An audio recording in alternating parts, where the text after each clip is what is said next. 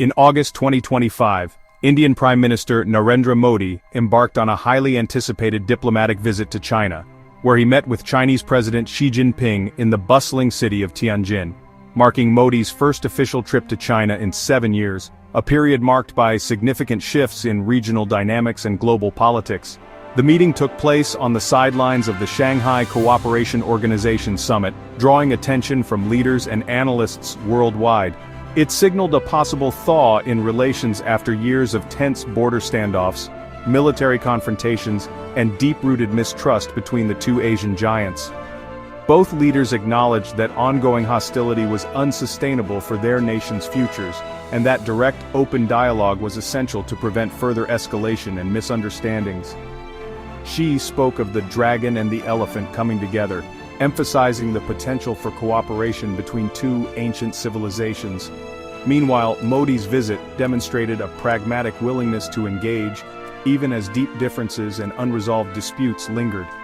The world's eyes are fixed on Tianjin, watching to see if this symbolic reset will translate into meaningful progress and lasting peace, as both sides attempt to navigate a turbulent and rapidly changing global landscape where their cooperation could shape the future of Asia and beyond.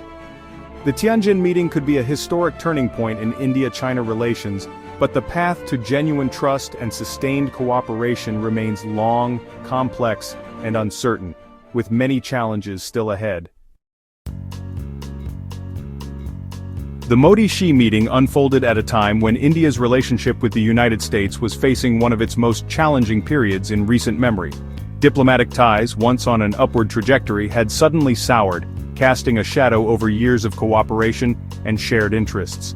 The immediate trigger was the Trump administration's imposition of steep 50% tariffs on Indian imports, a move that sent shockwaves through India's export sector and rattled policymakers in New Delhi. Washington's decision, intended as a punitive response to India's continued purchase of Russian oil despite Western sanctions, forced New Delhi to urgently reconsider its foreign policy alignments and economic strategies. Tensions escalated further as U.S. officials issued pointed public statements about India's role in global conflicts, fueling a sense of mistrust and uncertainty between the two democracies. Sensing an opening, China saw an opportunity to strengthen its own ties with India, hoping that the rift with the West would make New Delhi more receptive to Beijing's diplomatic overtures and regional ambitions. Ironically, the tariffs that were meant to isolate India ended up pushing it toward a more independent and assertive foreign policy, including a renewed willingness to engage with China and diversify its global partnerships. Modi's high-profile meeting with Xi sent a clear and unmistakable message to the world: India will not be cornered or pressured, and it will chart its own course in managing relationships with all major powers. Today, strategic autonomy, not rigid alignment, defines India's approach, as it seeks to balance its interests and assert its place on the global stage. The Tianjin talks produced immediate results. India and China agreed to resume direct flights, suspended since the 2020 border clashes. They also pledged to simplify visa processes, making travel easier for business, students, and tourists. These steps signal a genuine effort to rebuild economic and cultural ties frozen by years of hostility. Most crucially, both leaders publicly committed to maintaining peace along their disputed border. This renewed pledge gives fresh political direction to avoid escalation and continue disengagement talks.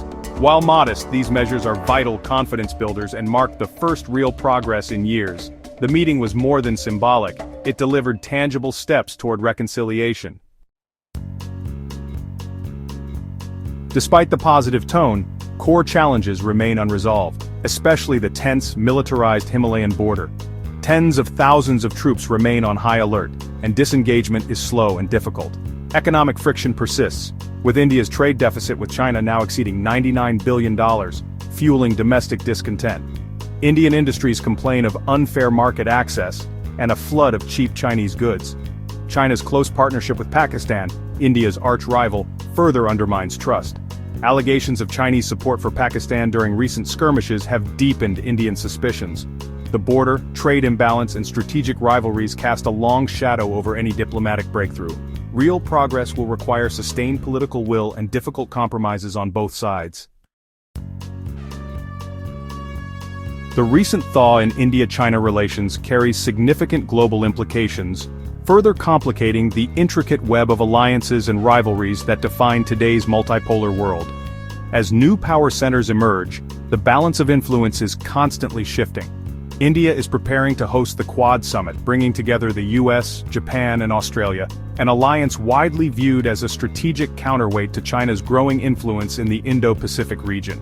At the same time, India's warming ties with Beijing, while leading the Quad, place it in a delicate balancing act, requiring careful diplomacy and strategic foresight. China, for its part, hopes to exploit any friction between the US and India, aiming to draw New Delhi into a more neutral stance and thereby weaken the cohesion of the Quad alliance.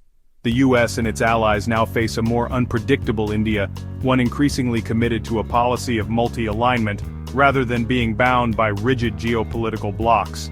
The recent Tianjin meeting offers a glimmer of hope for de-escalation, but deep-rooted challenges remain, including persistent border disputes, complex trade issues, and the ongoing question of Pakistan.